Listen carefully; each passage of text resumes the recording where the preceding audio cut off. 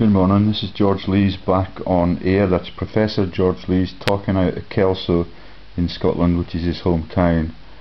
I've heard again this morning that they're bombing Iraq, and it is absolutely obscene that they are able to get away with the brutalisation of those innocent countries. So I'm going to tell you who some of the culprits are who profit from all of the manipulation. And I'm going to start with a relatively anonymous person who's called Kerr. Now Kerr, the name Kerr crops up in my career all the time. I've worked with colleagues called Kerr who thought it was pronounced Carr. I live in the location of a local duke called Kerr, Guy Innes Kerr, relatively decent man, openly declares his familial links to Winston Churchill and marrying into the Churchill bloodline several generations back. This Kerr, John Olaf Kerr of Kinlochard, it's very difficult to find anything about even his parentage. He was born and raised in Granton-on-Spey. The rest of his life is a mystery, but an extreme success.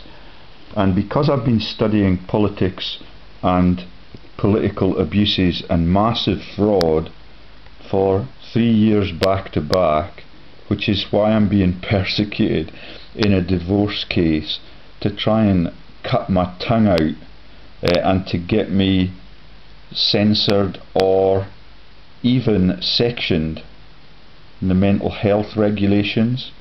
Those things are talked about on my website in detail. That's Prof George Lees Revelations. I've had a really tough time since I came back to Scotland. I've completely lost my right to work because I'm exposing the criminals that are undermining our society and are stripping the Treasury of all of the funding that the taxpayers relentlessly give up so that they can spend their lives in austerity. So let me just read off from the Debrett's listing for John Olaf Kerr some of the details of his political offices and the posts he has held. Birthday 1942, 22nd of February, educated Glasgow Academy, Pembroke College, Oxford. Publications none to speak of. Clubs not really sporty. The Right Honourable the Lord Kerr of Kinlochard, GCMG, not sure what that is.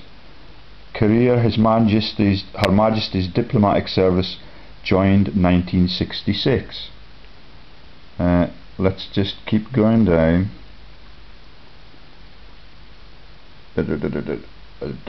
He's been all over the world.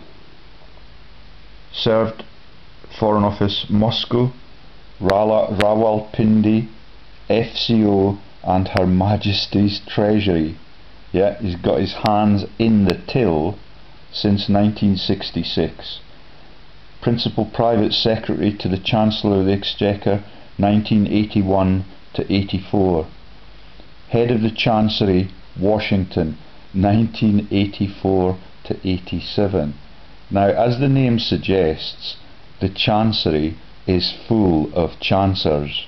They think it's really funny to have your financial institutions for the British democracy in a street that I've travelled up when I was attending neuroscience conferences and wasting my entire life in that specialist niche, discovering how the human brain works, when all of the funding for human brain research is being stolen into the adjacent buildings from distant continents.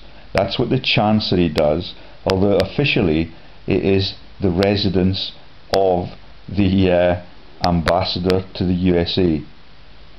So he served in Moscow, he served in Rawalpindi, he served in Washington, and he became the UK permanent rep to the European Congress. He was the EU leader for 5 years between 1990 and 95.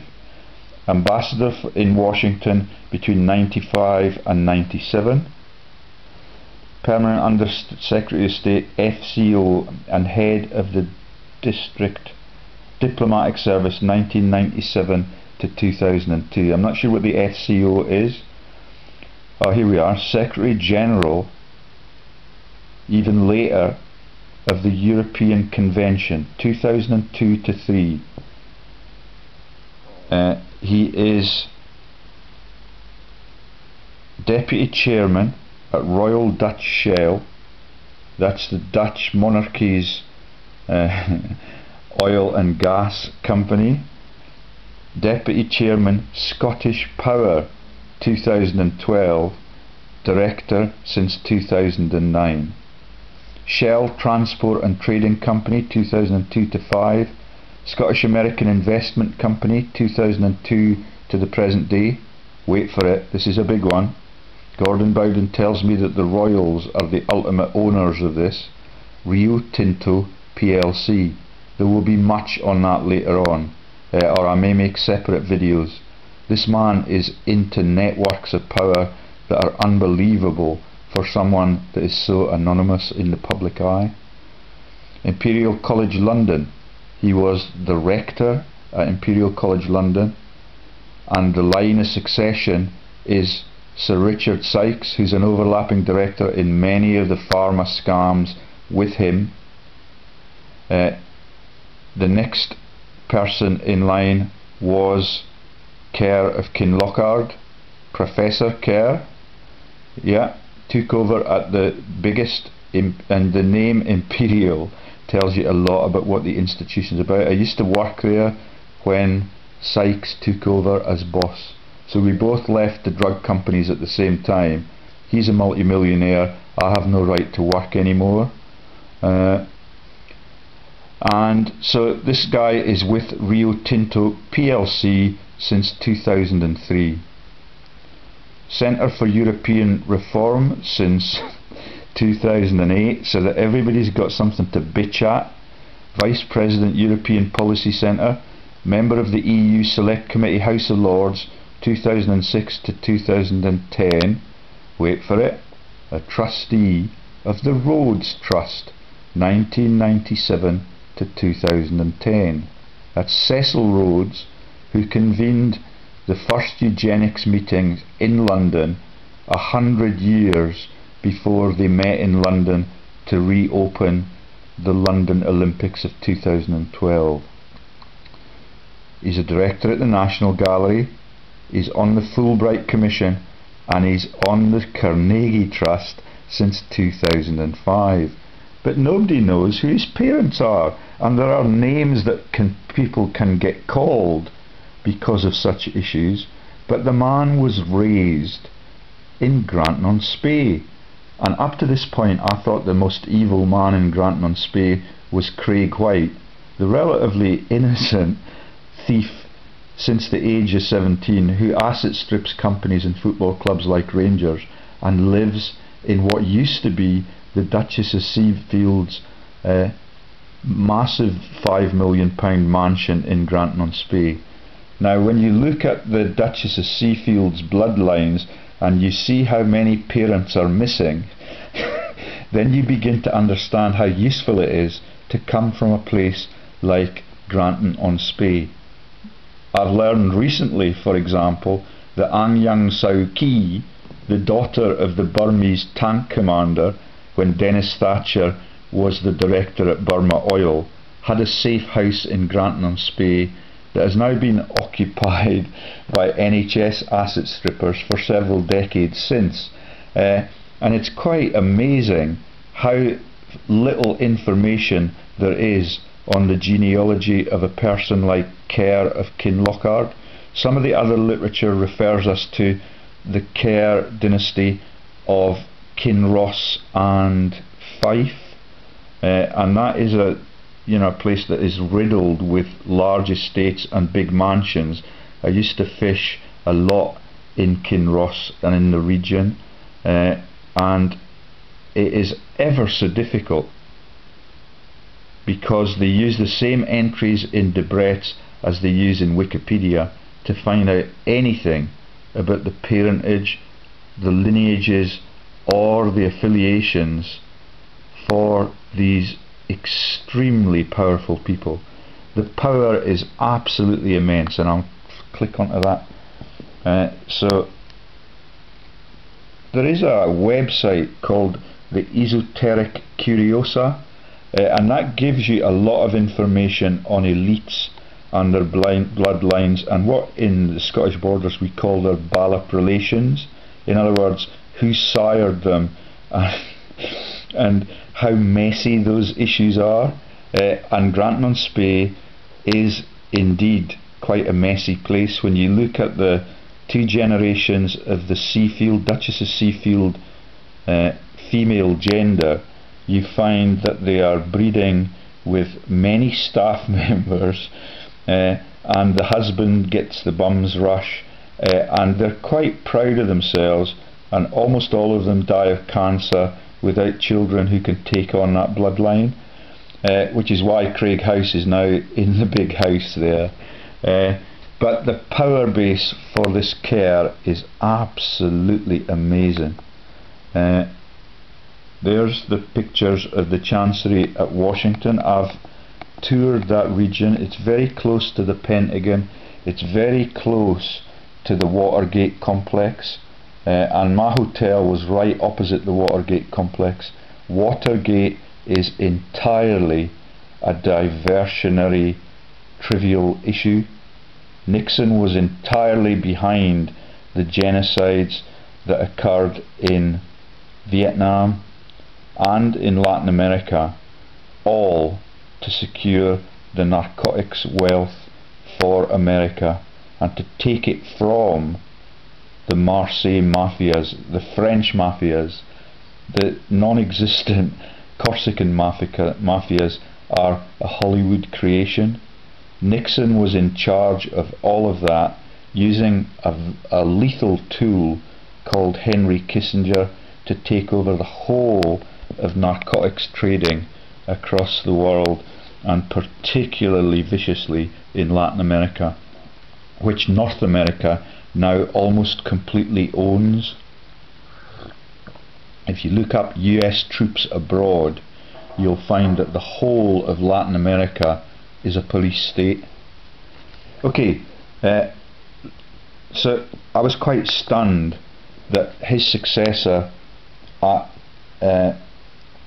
the Imperial College is Manningham Buller. That's a woman. Yeah, she was head of GCHQ down near Chipping Norton, where everything ticks along in England when the Conservatives are in the power base, and Cameron lives very near that small town. And when you look at almost every boardroom, you find that there are minor players who are registered in Chipping Norton and will be in that social set with Jeremy Clarkson, Rebecca Brooks, the Dunstans, the Carphone Warehouse dynasties. Okay, and all of it is about peer pressure and stealing from the people and keeping the people in fear, which is what this Miss Manningham Buller woman does. She's now appointing Intel professors so that people like me can be kept jobless, and people like her and Sykes can continue to defraud the country whilst keeping it in fear and by demonizing religions that were created entirely by really clever European families in the Roman dynasties. Yeah, all of it is passed on from those days. The world ownership is uncontested since the New Testament was written by the Piso family, and it was released in 79 AD, and all of the power brokers just keep passing the power to themselves and abusing the people of the world. Okay, so I was quite stunned when this man, who I'd never heard of until a couple of weeks ago, that he was the boss at Imperial College before Manningham Buller was appointed. And when you see his picture, there he is. It's not a man that you instantly recognise. He's not a media presence. But when you see his directorships, then you see that he is one of the world's owners. Here we go. Let me just see if I can. Okay, so this is from the Scottish American Investment Company PLC, appointed 2002, still active. Scottish Power Limited, you know, the big energy companies, all of whom are Ponzi schemes, all of whom have hundreds of subsidiaries scattered all over Europe, so they're beyond regulation. He's been there since 2009, and every year since 2009 the fuel bills have been rising at around 20% per annum. That is daylight robbery when the statisticians in these governments tell you that the inflation rate is running stably between 1 and 3%. It is an outright lie. Then you've got the National Gallery Company Limited, the Scottish American Investment Company PLC, the Shell Transport and Trading Company Limited,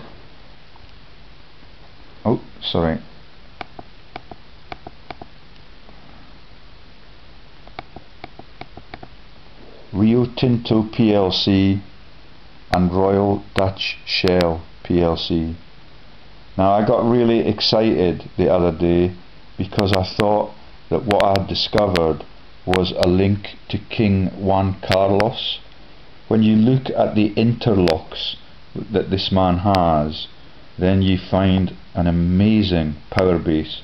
So all of those companies with all of those boardrooms, if you look at how many people are appointed on overlapping boardrooms, then you find it is just a massively powerful cabal. Okay, now I don't have time to go down, well, maybe I have. Let's have another look at what I've highlighted on this page. Okay, that is a mistake, or it may just be an obfuscation trick. I thought that I had found on these boards of directors King Juan Carlos of Spain, and I sort of whooped and hollered for a bit, but then when I visited the Iberdrola website, I found that it was another Juan Carlos. So there's one of the Chipping Norton connections. This is on the board of the first company on the list, is the Scottish American Investment Company Limited. Now that sounds like, you know, an old gene pool issue where the Scots emigres get together with their American cousins and they make some mutually attractive profits. When you find out who's on the board, current officer is appointed directors and secretary Janice Rachel Lomax. That's part of the devil's advocate joke, but she is registered in Chipping Norton, and this is the Scottish American initiative. Then you've got Kerr listed, then you've got the name Gamel, and Gordon Bowden and I have spent ages exposing the fact that Bill Gamel's people are fraudsters, and that the CEO at Cairn Energy is in the board of the Bank of England. But then you find this man with the name Gamel, and he's Sir Brian Gamel Ivory, and when you look beyond that, he's actually Brian Ivory. Next on the list, the Right Honourable Sir Walter Menzies Campbell. That's Mingus Campbell, head of the Lib Dems for quite a long period of time, as I recollect, head of the DTI. Okay, so you've got some degree of Scottish presence there, but you've got people from Chipping Norton keeping the books, and goodness knows where Lord Kerr of Kinloch is from, because in his list of names is John Olav Kerr. Okay, this is the bit that excited me, that down below on this listing you find, now I think this is now Scottish Power Limited, registered in Glasgow, where the working man used to work, and Billy Connolly used to drink at the Clutha pub that had a helicopter crashed through the roof, and all the folk got compensated for, but nobody ever got to see the bodies. And that deal was quickly taken away from Levy and McRae when I exposed them as criminals in the inquests to fatal accidents like Lockerbie and the crashing of the helicopter at the Mullican Tyre. Okay, so on the board of this homespun Scottish initiative called Scottish Power Limited, which is in the big six energy companies, which is actually thousands of energy companies that are fraudsters, you have one of the highest paid executives in Europe, Mr. José Ignacio Sanchez Galan, Professor Galan of Edinburgh University. You have Mr. José Sans Armada, and this I thought was the king, Mr. Juan Carlos Rebolo Lisaga. I'm going to have to look a little bit harder because they have a cover story for that man on the Iberdrola website. Iberdrola is the parent for Scottish Power, and it is massively influential. All it does is to sell on the products that we created in Scotland as a nationalised initiative in the 1960s when I was a boy. They're still there, they're the same distribution points, and it is just shameful that they're allowed to steal from the people, and every bill that you get is an estimate. There is no objectivity. If you try and make savings on your consumption, they will then just guess at what you have to pay in that monthly sector, and they shamelessly have raised the price 20% year on year. This year, because I'm in charge and I'm in the domestic seat on monitoring those things, the rise was only 17%.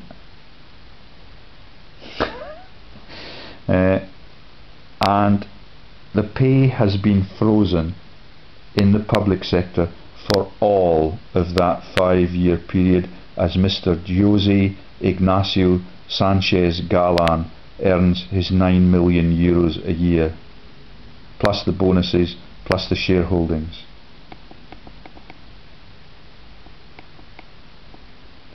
Andrew Ross Mitchell, remember the Plebgate diversion at the gates of the Houses of Parliament? Scottish Power, part of the art since, it was a very brief period, so he's a thin blue line man in 1999 only. He was only there for 6 days. And Mr. Andrew Ross Mitchell has crashed 145 of the 160 companies that he has run over his period there.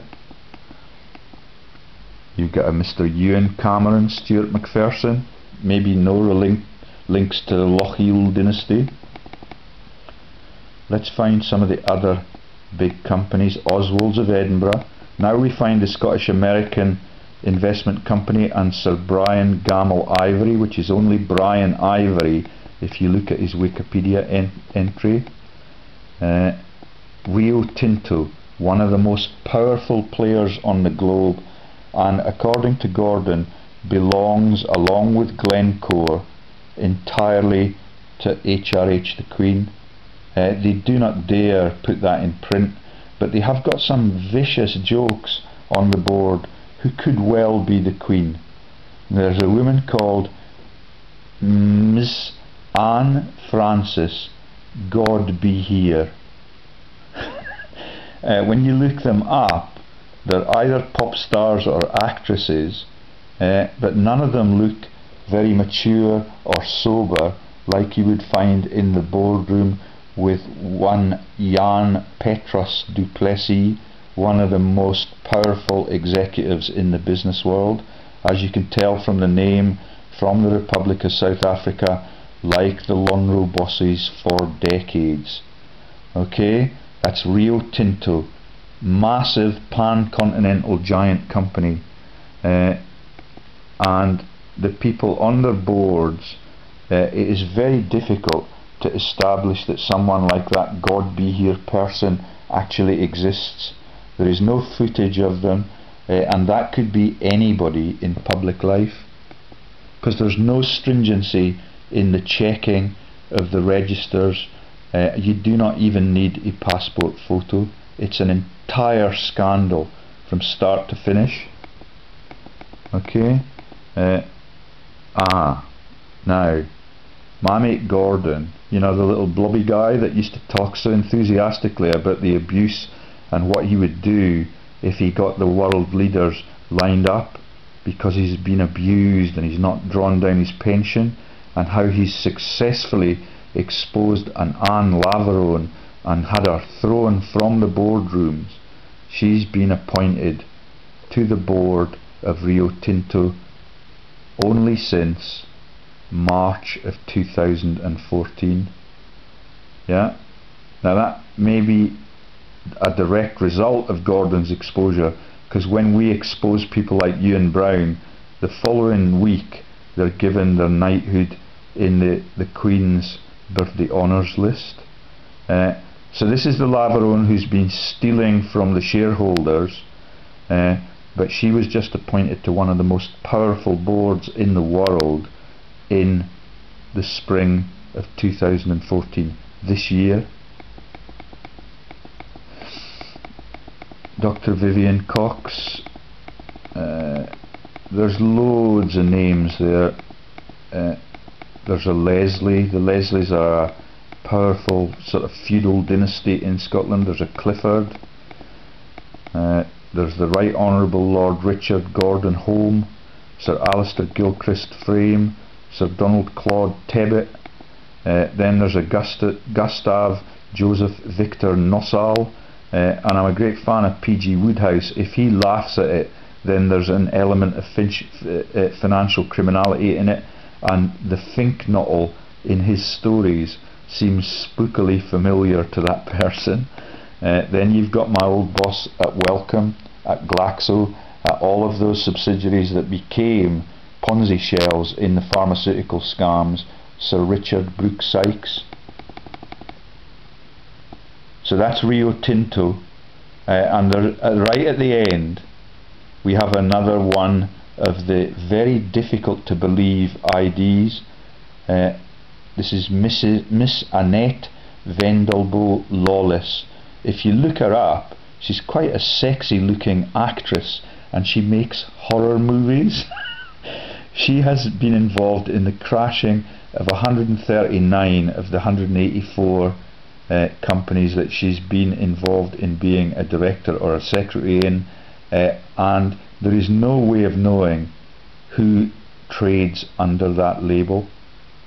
It could be the actress, but there's no mention of our activities on the Rio Tinto board, which is one of the most powerful in the world. Okay, National Gallery now. This is the art sector.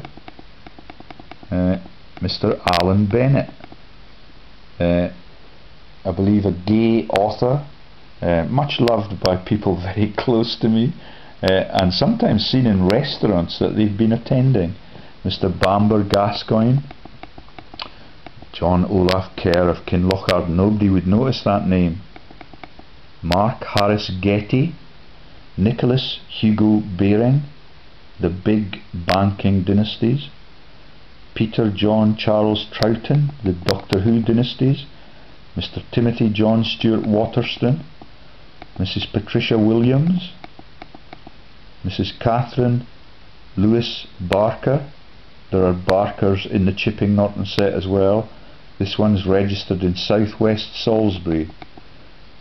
Miss Louise Jane Rice, the Rice dynasty, and the Icknield Way set are very, very powerful people. Particularly the American female Rices have been involved in the brutalisation as foreign secretaries of many, many innocent countries over the last 2 decades. Armstrongs, Whitakers, another Barker, Now we get the Shell Transport and Trading Company Limited. This is, remember, the Interlocks for Care of Kinlochart. And then you get Shell Corporate Secretary Limited. And I don't believe that I've been down this list this far to highlight the bigger culprits. Sir Peter Alexander Burt, Sir Peter Brian Baxendale, Sir Peter Fenwick Holmes, Sir Peter James Denton Job, Sir Robert Anthony Clark, Sir William Purvis. Then we get to Royal Dutch Shell. Now, because I've not been down this prior to this discussion, I'm not very sure what lies ahead of me here, so I'll just quickly scan it. And that makes me think Prince Bernhard of the Netherlands. We've got a Mr. Bernardus Cornelis Adriana Margriet van Beurden. Now, there are pop singers called Van Beurdens, and that has all the makings of a Spanish royal, but from this distance, without some further research, it may not be possible. I cannot commit to that in this interview, but you've got again the twisting of genders. You've got Bernardus, Margriet, Cornelius, Adriana, so they can make up anything they want, and that could be a Nazi royal, because they were strongly affiliated with the Nazis in the 1930s, and they prudently just stepped aside as the Nazis swept to the Channel coast. We've had a spate of abdications in the European monarchies recently, and hopefully it means that they're developing a conscience.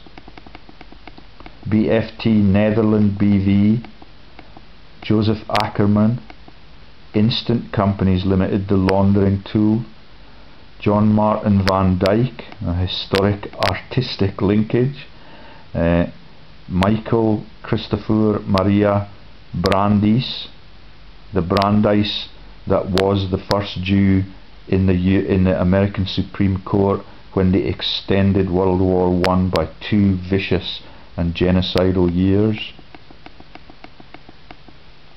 Van der Veers, Albert Vandenberg, Willem Koch. Now that takes you back to the RSA and all the munitions scandals. Henderson's, Peter Alexander Burts. There have been Burts at the head of the BBC in recent times. Swift Incorporations, all the usual suspects. Now, let me read you this statistic. Scottish Power Limited, number of employees per year, 6,815 in 2015 and 11 in 2009. That's barely credible. And one hopes that the majority of those 7,000 jobs is in the actual distribution of those assets and the innovation behind it, but one very much doubts it. A lot of them will be financial pranksters. Scottish American Investment Company, Rio Tinto, number of employees per year. They've only listed it for 2011. Between 2009 to 2013 they do not commit to any employees at all, which could mean that Rio Tinto is just run as a director only, for profit, for director only people for all of that period. The National Gallery employs 80 odd people at any given time. Shell Transport and Trading Company had no statistics. Royal Dutch Shell, a massive globalised company, the British subsidiary only employs 92 people, and then in 2010 you find that the British subsidiary employed 97,000 people. no statistics or explanations behind those facts. So that's the Kerr interlocks, and I was particularly intrigued to see, if you saw the boat rates this year and you see the elite power of this man, and you see his interlocking, and you see his links to Oxford, then you'll see that the inclusion of a Mellon on his interlocks is quite important. Mellon was the banker that was behind the corporatism when they put all of the US citizens' gold in Fort Knox. They sequestered the gold effectively from the ordinary people to try and convince them that it was going to save America in the event of war. It's still locked up in the form of gold bars, which is useless to everybody on the globe, because they've now undermined the confidence in gold as the collateral currency for the world's trading, because in that sector they also cheat. They take a block of tungsten and they put a film of gold on the top of it, and then all of a sudden the rest of the world's traders realizes that they've been defrauded by America for a couple of decades, and there is no goodwill left, and every country has to borrow from central banks that are now owned by the Mellons and the Rothschilds and the Barings and all of those people that we talk about, the Rockefellers. The same power base and the same financial cabals still issue the money for all public sector initiatives in every country on the globe now, which is why we only go to war now for a cover-up. Okay, so I've introduced you to, there's another one that pops up.